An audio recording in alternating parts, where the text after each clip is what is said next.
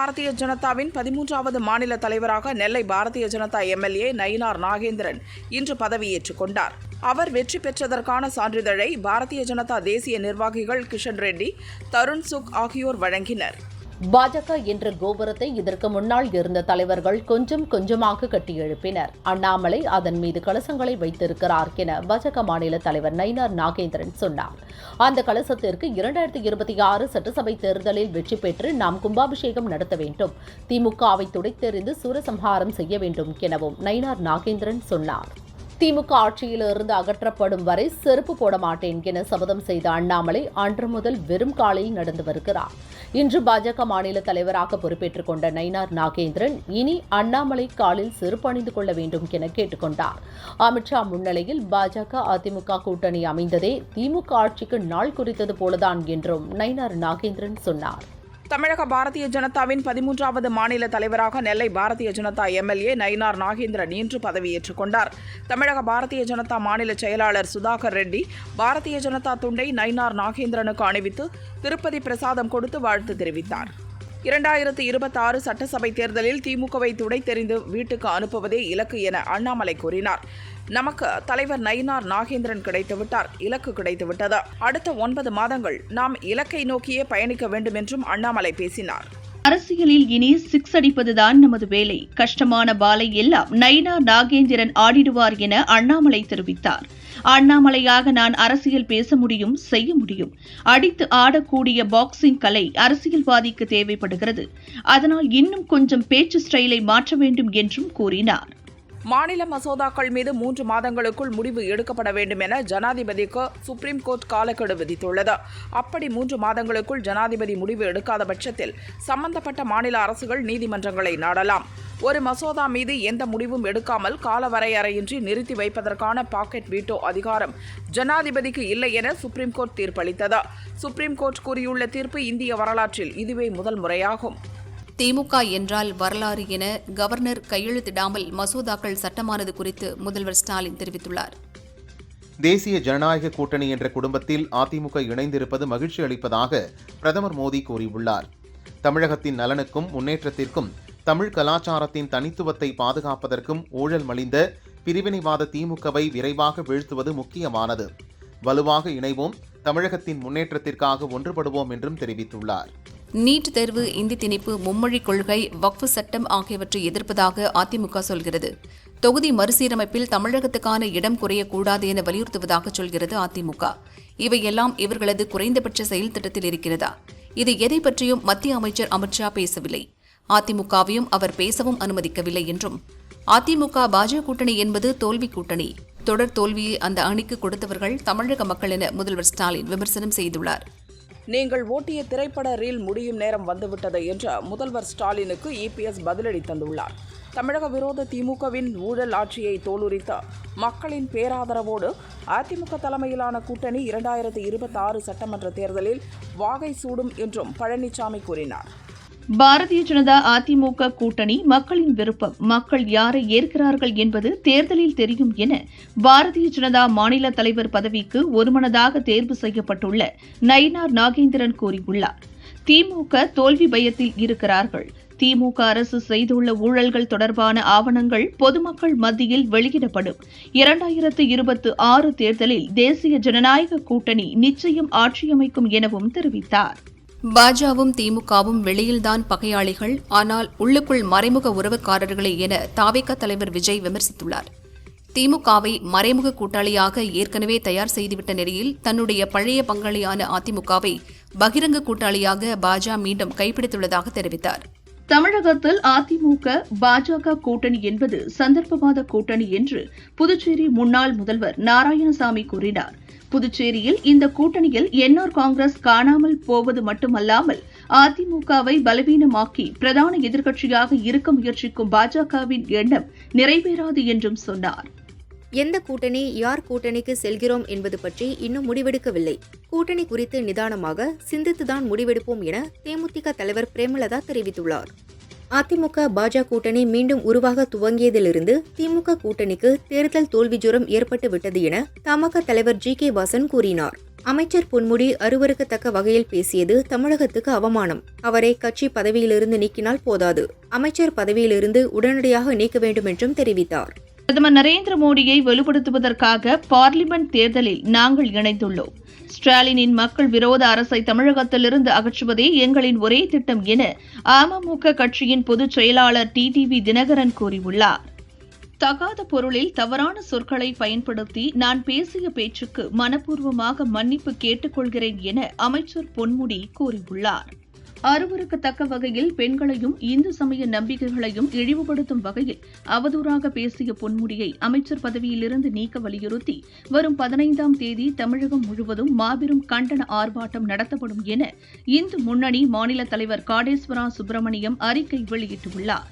பொன்முடியை பதவியிலிருந்து நீக்கினால் மட்டுமே இனிவரும் காலங்களில் இதுபோல் அருவருக்கத்தக்க வகையில் யாரும் பேச மாட்டார்கள் என்றும் குறிப்பிட்டுள்ளார். அமைச்சர் பொன்முடியின் ஆபாச பேச்சு குரூர வக்ரத்தின் உச்சம். தமிழகத்தின் நாகரிகத்தை, அரசியல் பண்பாட்டை பொன்முடி அசிங்கப்படுத்தியுள்ளார் என அதிமுக பொதுச் செயலாளர் பழனிசாமி கண்டனம் தெரிவித்துள்ளார். அமைச்சர் பொன்முடியை கண்டித்து அதிமுக மகளிர் அணி சார்பில் வரும் 16ஆம் தேதி சென்னை சைதாப்பேட்டை பனகல் மாளிகை அருகே ஆர்ப்பாட்டம் நடைபெறும் என தெரிவித்துள்ளார். அன்புமணியை பாமக தலைவர் பதவியிலிருந்து அதிரடியாக நீக்கிய அக்கட்சியின் நிறுவனர் ராமதாஸ் இனி நானே தலைவர், அன்புமணி செயல் தலைவராக செயல்படுவார் என அறிவித்தார். இந்நிலையில் பாமக தலைவர் நீக்கம் தொடர்பாக சமரசம் செய்ய யாரும் எண்ணி பார்க்க வரவேண்டாம் என ராமதாஸ் கட்சி நிர்வாகிகளுக்கு வேண்டுகோள் விடுத்துள்ளார். நெருக்கடி கொடுத்து அதிமுகவை கூட்டணிக்கு பணிய வைத்துள்ளது பாஜக என அதிமுக பாஜக கூட்டணி குறித்து விசிக தலைவர் திருமாவளவன் விமர்சனம் செய்துள்ளார். மேலும் பாஜகவுடன் அதிமுக சேர்ந்ததற்கு பல்வேறு நெருக்கடிகளும் காரணம். கூட்டணி சேர்ந்ததால் அதிமுகவுக்கு பின்னடைவுதான் ஏற்படும். பாஜகவுடன் கூட்டணி சேர மாட்டோம் என்று கூறிய ஜெயலலிதாவுக்கே இப்போது துரோகம் செய்து விட்டார்கள் என்றும் திருமாவளவன் கூறினார். முன்னாள் முதல்வர் ஓ பன்னீர்செல்வம் புதிதாக ஒரு கட்சியை தொடங்க தேர்தல் கமிஷனில் விண்ணப்பித்துள்ளதாக தகவல் வெளியாகியுள்ளது. அவரது ஆதரவாளர் ஒருவர் விண்ணப்பம் அளித்திருப்பதாகவும் அந்த கட்சிக்கு எம்ஜிஆர் அதிமுக என பெயர் சூட்டப்பட்டிருப்பதாகவும் ஓபிஎஸ்ஸின் நெருங்கிய வட்டாரங்கள் தெரிவித்தன. வரும் தேர்தலில் அமையும் கூட்டணியை பொறுத்து அவரது அடுத்த கட்ட நகர்வுகள் இருக்கும் என எதிர்பார்க்கப்படுகிறது. உத்தரப்பிரதேச மாநிலம் வாரணாசியில் நடந்த அரசு விழாவில் ரூபாய் 3880 கோடி மதிப்பிலான பல்வேறு திட்டங்களை பிரதமர் மோடி தொடங்கி வைத்து சில திட்டங்களுக்கு அடிக்கல் நாட்டினார்.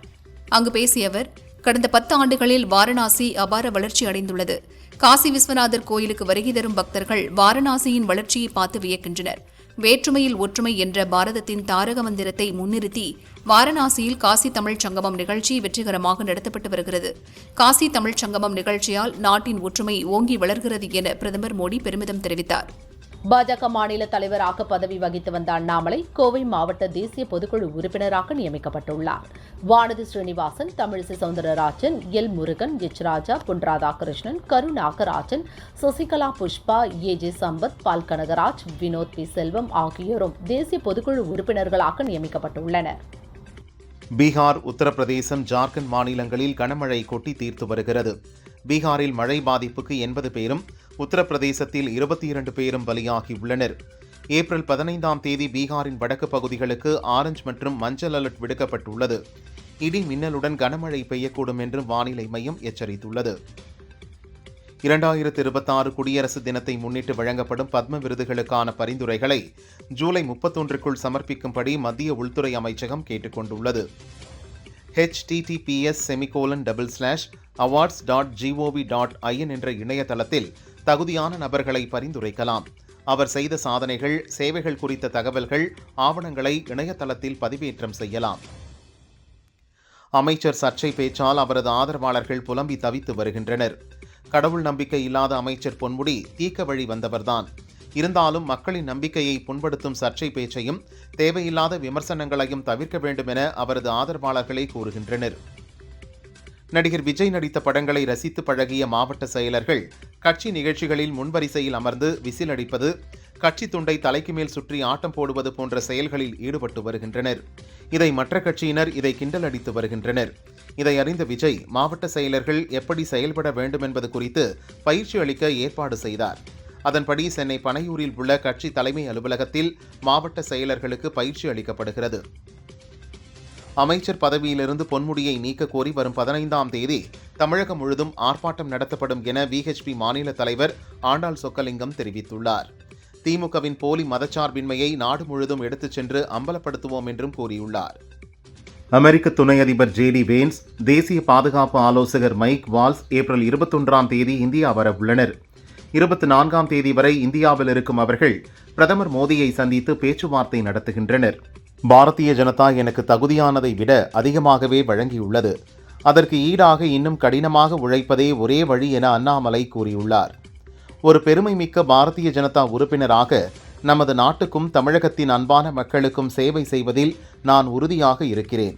2026இல் தேசிய ஜனநாயக கூட்டணி ஆட்சி அமைக்கும், தமிழக மக்களின் எதிர்பார்ப்புகள் விருப்பங்களையும் நிறைவேற்றும் என்றும் தெரிவித்துள்ளார். திருச்சி ராம்ஜி நகர் பகுதியில் வாகனத்தில் யானை தந்தங்கள் கடத்திய 5 பேரை போலீசார் கைது செய்தனர். அவர்களிடமிருந்து 2 தந்தங்கள் பறிமுதல் செய்யப்பட்டன. தஞ்சாவூர் மாவட்டம் பட்டுக்கோட்டை நாடியம்மன் கோயில் பங்குனி திருவிழா நடந்து வருகிறது. முக்கிய விழாவான தேரோட்டம் கோலாகலமாக நடந்தது. ஆயிரக்கணக்கான பக்தர்கள் தேரை வடம் பிடித்து இழுத்தனர். கிருஷ்ணகிரி மாவட்டம் ஊத்தங்கரை அடுத்த திருவனப்பட்டி கிராமத்தில் மர்ம விலங்கு கடித்து 5 கன்றுக்குட்டிகள் இறந்துள்ளன. வனத்துறை மற்றும் போலீசார் ஸ்பாட்டிற்கு விரைந்து விசாரணை நடத்தினர். கால்நடை மருத்துவர் ராஜேஷ்குமார் இறந்த கன்றுகளை ஆய்வு செய்தார். கன்றுக்குட்டிகளை கடித்த விலங்கு குறித்து ஆராய்ந்து வருகின்றனர். தங்கத்தின் விலை 200 ரூபாய் உயர்ந்து சவரன் ரூபாய் 70,160க்கு விற்கப்படுகிறது. கிராம் ரூபாய் 25 உயர்ந்து ரூபாய் 8,770க்கு விற்பனையாகிறது. வெள்ளி விலை 1 கிராம் ரூபாய் 108க்கு விற்பனை செய்யப்படுகிறது.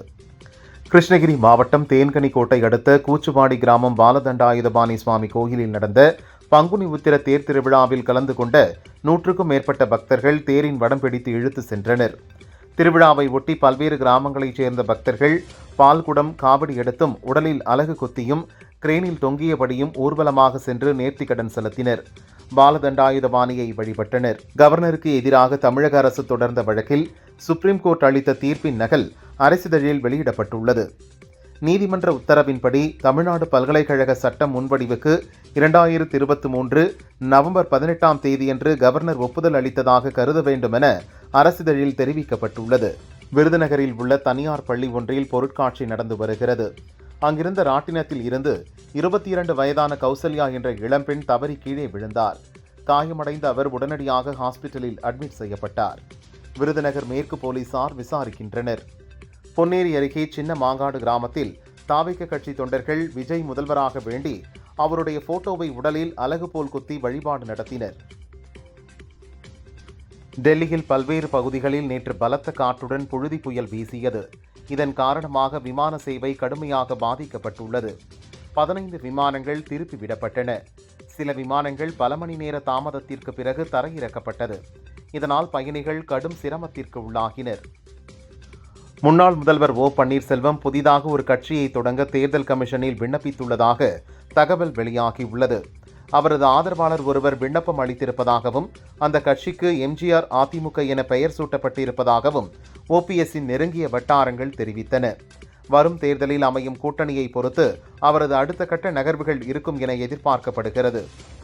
கோவை மாவட்டத்தில் உள்ள வெள்ளியங்கிரி மலையேறும் போது காஞ்சிபுரத்தைச் சேர்ந்த ரமேஷ் என்ற பக்தர் மூச்சு திணறல் ஏற்பட்டு பலியானார். 6வது மலை அருகே வந்தபோது ரமேஷ் மயங்கி விழுந்துள்ளார். கோயில் நிர்வாகத்தினர், வனத்துறையினர் இணைந்து அவரது உடலை கீழே இறக்கினர்.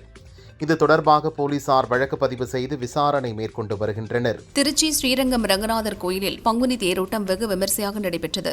முன்னதாக பெருமாள் சாமிக்கு சிறப்பு பூஜைகளும் அலங்காரங்களும் செய்யப்பட்டு வீதி உலா வந்து தேரில் அமர்ந்தார். தொடர்ந்து காலை 9 மணி அளவில் 100க்கும் மேற்பட்ட பக்தர்கள் தேரை வடம் பிடித்து இழுத்தனர்.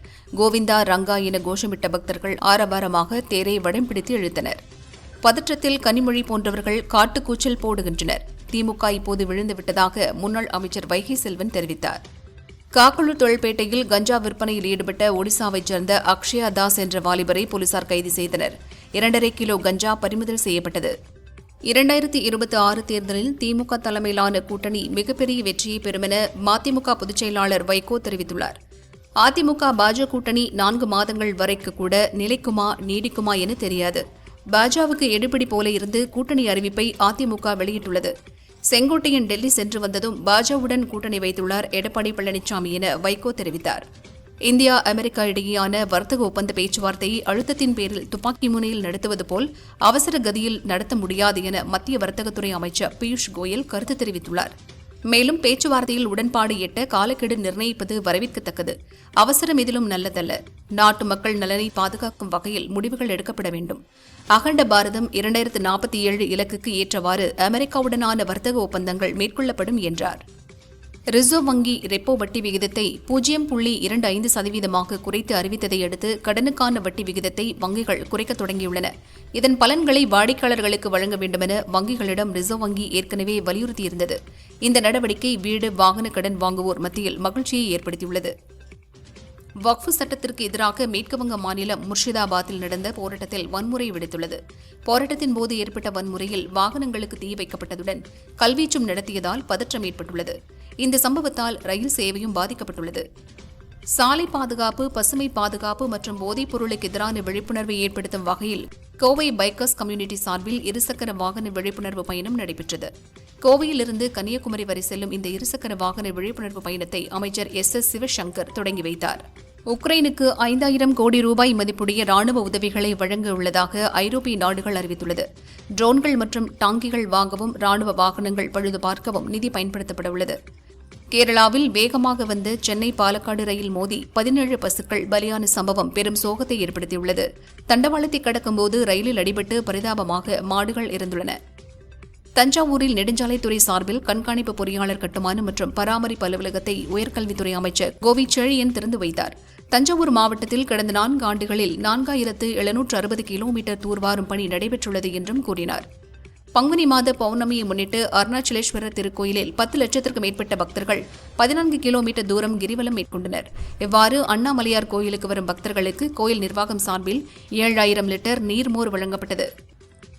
திருவாரூர் எல்லையம்மன் கோயில் சன்னதி தெருவில் அமைந்துள்ள அசோக்குமார் என்பவருக்கு சொந்தமான நகைக்கடையில் மின்கசிவு காரணமாக திடீர் தீ விபத்து ஏற்பட்டது. இதில் ரூபாய் 30 லட்சம் மதிப்பில் தங்கம் மற்றும் வெள்ளி பொருட்கள் சேதமடைந்தது.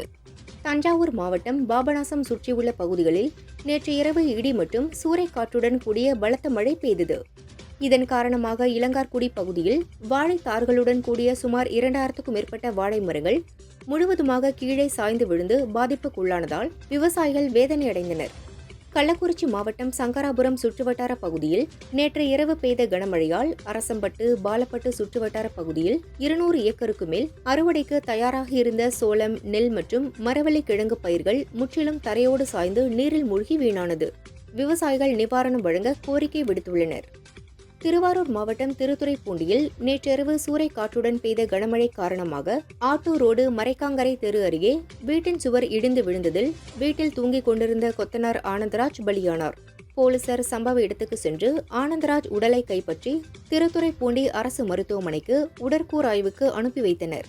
திருவாரூர் மாவட்டம் குன்னியூர் அரசு நேரடி நெல் கொள்முதல் நிலையத்தில் நெல் மூட்டைகளை கொள்முதல் செய்யாத காரணத்தால் ஒரு வாரமாக அங்கு அடுக்கி வைக்கப்பட்டிருந்த 400 நெல் மூட்டைகள் மழையில் நனைந்து சேதமடைந்தன.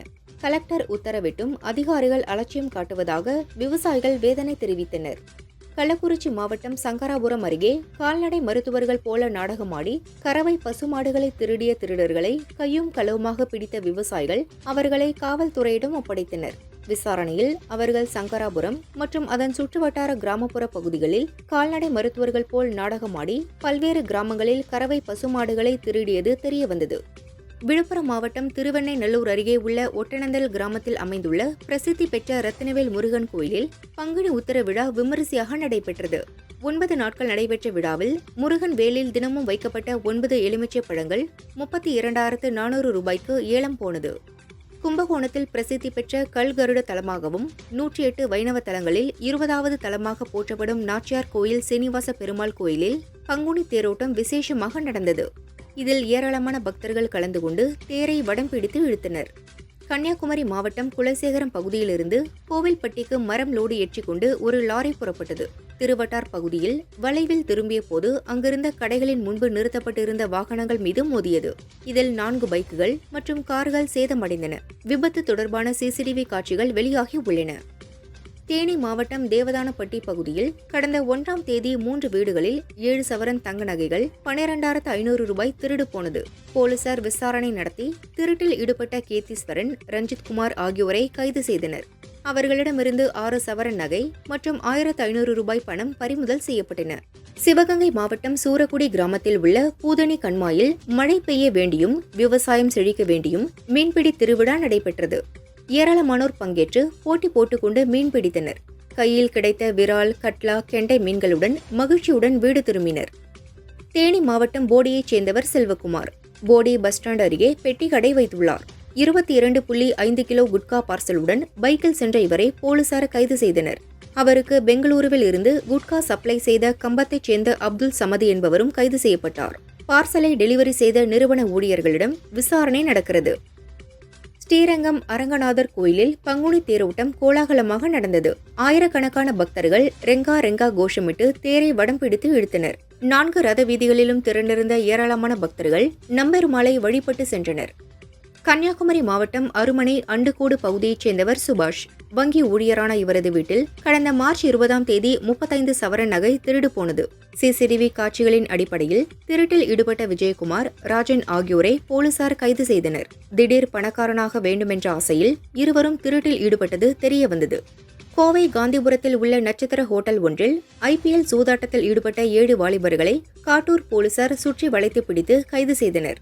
அவர்களிடமிருந்து 1,09,90,000 ரூபாய் பணம், 2 கார்கள், 2 பைக்குகள் மற்றும் 12 செல்போன்களை பறிமுதல் செய்தனர். ஹரியானா மாநிலம் சோனிபட் பகுதியில் உள்ள பல்கலைக்கழகத்தில் அங்கு படிக்கும் மாணவர் ஒருவர் தனது காதலியை சூட்கேஸில் மறைத்து ஹாஸ்டலுக்குள் கொண்டு சென்றுள்ளார். சூட்கேஸை பார்த்த ஹாஸ்டல் வார்டனுக்கு சந்தேகம் எழுந்து அதை திறந்து பார்த்தபோது மாணவன் சிக்கியுள்ளார்.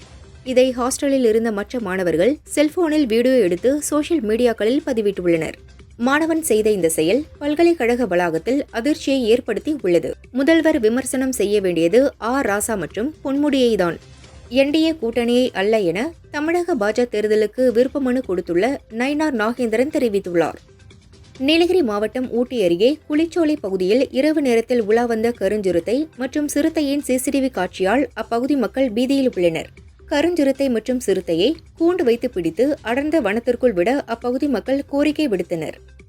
கரூரில் குடிநீர் திட்டப்பணிகளை துவக்கி வைக்க வந்த அமைச்சர் செந்தில் பாலாஜியிடம் அமித்ஷா சென்னை வருகை குறித்தும் அதிமுக கூட்டணி குறித்தும் கேள்வி எழுப்பப்பட்டது. அதற்கு அரசு நிகழ்ச்சியில் அரசியல் பேசக்கூடாது என கூறி நழுவிச் சென்றார். கவர்னருக்கு எதிரான வழக்கில் சுப்ரீம் கோர்ட் அளித்த தீர்ப்பினை தொடர்ந்து கவர்னர் ஒப்புதல் அளிக்க மறுத்து ஜனாதிபதிக்கு அனுப்பிய 10 மசோதாக்களும் சட்டங்களாக அமலுக்கு வந்துள்ளதாக தமிழக அரசிதழில் வெளியிடப்பட்டுள்ளது. மேலும் தமிழக அரசு அம்மசோதாக்களை அனுப்பிய 2023 நவம்பர் 18ஆம் தேதியிலிருந்து கவர்னர் அதற்கு ஒப்புதல் அளித்ததாக கருத வேண்டும் என்றும் அரசிதழில் தெரிவிக்கப்பட்டுள்ளது. நலிவடைந்த நிலையில் இருந்த அரசு போக்குவரத்து கழகம் இன்று புத்துயிர் பெற்றிருக்கிறது. எனவே போக்குவரத்து கழகம் தனியார் மயம் என்ற தகவல் தவறானது என அமைச்சர் சிவசங்கர் கூறினார். அரசு போக்குவரத்து கழகம் பொதுத்துறை நிறுவனமாகவே தொடர்ந்து செயல்படும் எனவும் உறுதியாக தெரிவித்தார். நாடு முழுவதும் UPI சேவைகள் முடங்கின. கூகுள் பே, போன்பே, பேடிஎம் செயலிகளை பயன்படுத்தி பரிவர்த்தனைகள் செய்ய முடியாமல் பொதுமக்கள் சிரமமடைந்தனர். தொழில்நுட்ப கோளாறு காரணமாக இது நிகழ்ந்துள்ளதாக NCPI தெரிவித்துள்ளது. தென்காசி மாவட்டம் கடையம் போலீஸ் நிலையத்தில் மேரி ஜெமிதா என்பவர் இன்ஸ்பெக்டராக பணியாற்றி வந்தார். திருநெல்வேலி மாவட்டம் பணக்குடியைச் சேர்ந்த செல்வகுமார் என்பவரிடம் ஆழ்கடத்தல் வழக்கை விரைந்து முடிப்பதற்காக 30,000 ரூபாய் லஞ்சம் வாங்கினார். லஞ்ச ஒழிப்பு போலீசார் மேரி ஜெமிதாவை கையும் களவுமாக பிடித்து கைது செய்தனர். அவரிடம் விசாரணை நடக்கிறது. தேனி மாவட்டம் போடி நாயக்கனூரில் உள்ள நாகம்மாள் கோயில் திருவிழாவின் போது போலீசார் ஒலிபெருக்கியை நிறுத்துமாறு கூறியதால் இளைஞர்களுக்கும் போலீசாருக்கும் இடையே வாக்குவாதம் ஏற்பட்டது. 2 பேர் மீது வழக்கு பதிந்த போலீசார் ஒலிபெருக்கி அமைத்த மாரிமுத்து என்பவரை கைது செய்தனர். இதனை கண்டித்து அப்பகுதி மக்கள் சாலை மறியலில் ஈடுபட்டனர். போலீசார் நடத்திய பேச்சுவார்த்தையை தொடர்ந்து அனைவரும் கலைந்து சென்றனர். டீசல், இன்சூரன்ஸ், சாலை வரி உயர்வு காரணமாக வாடகையை உயர்த்தி வழங்க வலியுறுத்தி கிணத்துக்கடவு மற்றும் பொள்ளாச்சி JCP எர்த் மூவர்ஸ் வாகன உரிமையாளர்கள் வேலைநிறுத்த போராட்டத்தில் ஈடுபட்டனர். கோவை சின்னியம்பாளையத்தில் தனியார் மண்டபத்தில் வெளிநாட்டில் வேலை வாங்கி தருவதாக அழைத்து விருந்து வைத்து 46 பேரிடம் மோசடியில் ஈடுபட்ட பாரதி ராஜா என்பவரை போலீசார் கைது செய்தனர். அவரிடம் இருந்து 6,40,000 ரூபாய் பறிமுதல் செய்தனர். மேலும் மோசடியில் ஈடுபட்ட செந்தில் என்பவரை போலீசார் தேடி வருகின்றனர். குமரி மாவட்டத்தில் வெப்பம் தணிந்து அவ்வப்போது சாரல் மழை மற்றும் கனமழை பெய்து வந்த நிலையில் திருப்பரப்பு அருவியில் தண்ணீர் ஆக்ரோஷமாக கொட்டி வருகிறது. தொடர் விடுமுறையை முன்னிட்டு கன்னியாகுமரி மாவட்டத்தின் முக்கிய சுற்றுலா தலங்களில் ஒன்றான திருப்பரப்பு அருவியில் இன்று காலை முதலே சுற்றுலா பயணிகள் குவிந்தனர். ராமநாதபுரம் மாவட்டம் தென்னை விவசாயிகள் சங்கத்தின் சார்பில் பொதுக்குழு கூட்டம் தனியார் மஹாலில் நடைபெற்றது. இதில் அனைத்து ரேஷன் கடைகளிலும் பொது விநியோக திட்டத்தில் தேங்காய் எண்ணெய் விற்பனை செய்ய வேண்டும் என சிறப்பு தீர்மானம் நிறைவேற்றப்பட்டு அரசுக்கு அனுப்பி வைக்கப்பட்டது. ராணிப்பேட்டை மாவட்டம் சோளிங்கர் அரசு கலை மற்றும் அறிவியல் கல்லூரியில் விளையாட்டு விழா, நுண்கலை மற்றும் ஆண்டு விழா கல்லூரி முதல்வர் பொறுப்பு சுஜாதா தலைமையில் நடைபெற்றது. இதில் பல்வேறு போட்டியில் வெற்றி பெற்ற மாணவ மாணவிகளுக்கு சட்டமன்ற உறுப்பினர் முனிரத்தினம் சான்றிதழ் மற்றும் பரிசுகளை வழங்கினார். வக்பு திருத்த சட்டத்தை திரும்பப் பெற வலியுறுத்தி வேலூர் மாவட்டம் காட்பாடி ரயில் நிலையத்தை மனிதநேய ஜனநாயக கட்சியினர் முற்றுகையிட முயன்றதால் பரபரப்பு ஏற்பட்டது. முற்றுகை போராட்டத்திற்கு காவல்துறையினர் அனுமதி மறுத்ததால் மனிதநேய ஜனநாயக கட்சியினர் மற்றும் காவல்துறையினர் மத்தியில் வாக்குவாதம் ஏற்பட்டது. தொடர் விடுமுறை காரணமாக சனிக்கிழமையை முன்னிட்டு புகழ்பெற்ற திருநள்ளாறு ஸ்ரீ தர்பாரண்யேஸ்வர சுவாமி தேவஸ்தானம் ஸ்ரீ சனீஸ்வர பகவான் கோயிலில் ஏராளமான பக்தர்கள் குவிந்தனர். அதிகாலை முதல் நலன்குளத்தில் புனித நீராடி எழ்தீபம் ஏற்றி நீண்ட வரிசையில் நின்று சுவாமி தரிசனம் செய்து வழிபட்டனர்.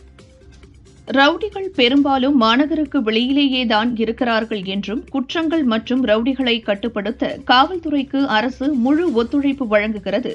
குற்ற செயல்களில் ஈடுபடுபவர்கள் மீது காவல்துறை கடுமையான நடவடிக்கை எடுத்து வருகிறது என தாம்பரம் கமிஷனர் அபின் தினேஷ் கூறினார். அமெரிக்காவின் வரி விதிப்பு நடவடிக்கையால் ஏற்பட்டுள்ள தாக்கம் குறித்து பாரதிய ஜனதா தரப்பிலிருந்து கருத்து தெரிவிக்கப்பட்டுள்ளது. இந்திய பொருளாதாரம் வலிமையுடன் திகழ்வதால் அமெரிக்காவின் வரி விதிப்பு நடவடிக்கையால் பெரிய பாதிப்பு ஏற்படாது என பாரதிய ஜனதா தெரிவித்துள்ளது.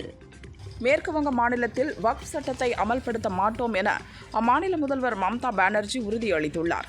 இச்சட்டத்தினை நாங்கள் ஆதரிக்கவில்லை, நமது மாநிலத்தில் அமல்படுத்தப் போவது கிடையாது என்று மம்தா கூறினார். மேற்கு திசை காற்றின் வேக மாறுபாடு காரணமாக ஒரு சில இடங்களிலும் புதுச்சேரி மற்றும் காரைக்கால் பகுதிகளிலும் இடி மின்னலுடன் கூடிய லேசானது முதல் மிதமான மழை பெய்யக்கூடும் என வானிலை மையம் தெரிவித்துள்ளது. தமிழகத்தில் இன்று முதல் 14ஆம் தேதி வரை அதிக வெப்பநிலையும் அதிக ஈரப்பதமும் இருக்கும் நிலையில் தமிழகத்தில் ஒரு சில பகுதிகளில் அசௌகரியம் ஏற்படலாம் என்றும் தெரிவிக்கப்பட்டுள்ளது. ஜம்மு காஷ்மீரில் பயங்கரவாதிகளின் ஊடுருவலை ராணுவத்தினர் முறியடித்துள்ளனர். இந்த சண்டையில் பஞ்சாபைச் சேர்ந்த ராணுவ வீரர் குல்தீப் சந்த் வீரமரணம் அடைந்தார். இதையடுத்து அடர் வனப்பகுதியில் கூடுதல் படைகள் குவிக்கப்பட்டு தேடுதல் நடவடிக்கை முடுக்கிவிடப்பட்டுள்ளது. அனைத்து சுகாதார நிலையங்களிலும் பாம்பு, நாய்க்கடிக்கான மருந்து தயார் நிலையில் உள்ளதாக அமைச்சர் மா சுப்பிரமணியன் தெரிவித்துள்ளார். பாகிஸ்தானில் மீண்டும் நிலநடுக்கம் ஏற்பட்டதால் மக்கள் அச்சமடைந்துள்ளனர். பாகிஸ்தானில் பூமிக்கடியில் 10 கிலோமீட்டர் ஆழத்தில் ஏற்பட்ட நிலநடுக்கத்தின் திறன் ரிக்டரில் 5.3 பதிவாகியுள்ளது. 2028 ஆஸ்கரின் 100வது ஆண்டு விழாவில் இருந்து சிறந்த சண்டை வடிவமைப்புக்கான பிரிவு ஆஸ்கர் விருது பட்டியலில் இணைக்கப்படும் என தி அகாடமி அதிகாரப்பூர்வமாக அறிவித்துள்ளது. மலையாளத்தில் ஒரு அடார் லவ் படத்தில் நடித்து பிரபலமான பிரியா பிரகாஷ் வாரியர் தமிழில் நிலவுக்கு என்மேல் என்னடி கோபம் படத்தில் நடித்தார். ஏப்ரல் 10 வெளியான அஜித்தின் குட் பேட் அக்லி படத்திலும் முக்கிய வேடத்தில் நடித்தார். அஜித் பற்றி பிரியா வாரியர் வெளியிட்ட பதிவில், எங்கிருந்து துவங்குவது என தெரியவில்லை. முதல் நாள் படப்பிடிப்பு துவங்கி கடைசி நாள் வரை அவ்வளவு விஷயங்கள் இருக்கின்றன. எவ்வளவு எழுதினாலும் அஜித் பற்றி சொல்ல வார்த்தைகள் போதவில்லை. குடும்பம், பயணம், ரேஸ் என உங்களது பார்வை தெரிந்த போது ஆச்சரியம். இந்த அளவிற்கு தொழிலை நேசிக்கும் ஒருவரை நான் பார்த்ததில்லை. உண்மையில் நீங்கள் ஜென்டில்மேன் என குறிப்பிட்டுள்ளார். சென்னையில் நடந்த திரைப்பட விழா ஒன்றில் பேசிய இயக்குனர் எஸ். ஏ. சந்திரசேகர், 90களில் நான் பிஸியாக இருந்தபோது என் மகன் விஜய் நடிக்க ஆசைப்பட்ட சமயத்தில் நாமே டைரக்ட் செய்தால் நன்றாக இருக்காது என நினைத்தேன். அதனால் விஜயின் ஆல்பத்தை வைத்து எத்தனையோ இயக்குநர்களிடம் போய் நின்றேன். ஒருவரும் முன்வரவில்லை. அதனால் வேறு வழியின்றி நானே அந்த படத்தை இயக்கினேன் என்றார். நடிகர் தனுஷ் இயக்கத்தில் வெளியான படம் நிலவுக்கு என்மேல் என்னடி கோபம். இதில் அவரின் அக்கா மகன் பவிஷ் நாயகனாக அறிமுகமானார். இந்த படம் எதிர்பார்த்த வரவேற்பை பெறவில்லை. இந்நிலையில் அடுத்த படத்திற்கு இவர் தயாராகி வருகிறார். ஒரு பக்கம் தனுஷ், மற்றொரு பக்கம் பவிஷ் இருவரும் கதை கேட்டு வருகின்றனர். இந்த படத்தையும் தனுஷே தயாரிக்கப் போகிறாராம். நெல்சன் இயக்கத்தில் ரஜினி, ரம்யா கிருஷ்ணன், மிர்னா உள்ளிட்டோர் நடித்த ஜெயிலர் படம் வரவேற்பை பெற்றதை தொடர்ந்து தற்போது இதே கூட்டணியில் ஜெயிலர் 2 படம் உருவாகிறது. கோவை, அதன் சுற்றுவட்டார பகுதிகளில் படப்பிடிப்பு நடக்கிறது. ஏப்ரல் 10 முதல் ஜெயிலர் 2 படப்பிடிப்பில் ரம்யா கிருஷ்ணனும் பங்கேற்றுள்ளார். அந்த போட்டோவை பகிர்ந்து இதே நாளில் 26 ஆண்டுகளுக்கு முன் படையப்பா படம் வந்தது. இந்த நாளில் ஜெயிலர் 2 படப்பிடிப்பின் முதல் நாளில் இணைந்தது மகிழ்ச்சி என தெரிவித்துள்ளார். நடிகை ரம்யா பாண்டியன் திருமணத்திற்கு பின் இன்னும் படங்கள் எதிலும் நடிக்கவில்லை. இன்ஸ்டாவில் ஆக்டிவாக இருக்கும் இவர் திருவண்ணாமலையில் கிரிவலம் சென்றுள்ளார். அந்த போட்டோக்களை பகிர்ந்து திருவண்ணாமலை கிரிவல பாதையில் எடுத்து வைக்கும் ஒவ்வொரு அடியும் அமைதி, பவரை தருகிறது. இந்த இடத்தில் மட்டுமே இப்படி ஒரு அற்புதம் கிடைக்கிறது. என்னுடன் வந்த ஒருவர், நீங்கள் ஒரு தேவதை, உங்களுடன் கிரிவல பாதையில் நடப்பதை அதிர்ஷ்டமாக கருதுகிறேன் என தெரிவித்ததாக குறிப்பிட்டுள்ளார். சனாதன தர்மத்தை டெங்கு, மலேரியாவுடன் இணையாக கருதி பேசுவது என்பது கலாச்சார இனப்படுகொலை என கவர்னர் RN ரவி சொன்னார். ஆளுங்கட்சியில் ஒரு உயர் பதவியில் இருக்கும் அமைச்சர் பெண்கள் குறித்து தரக்குறைவாக பேசுகிறார். பெண்களை மட்டும் இன்றி சிவன் மற்றும் விஷ்ணுவை வழிபடுவோரின் நம்பிக்கையை அவமதித்து பேசுவதாக சொன்னார்.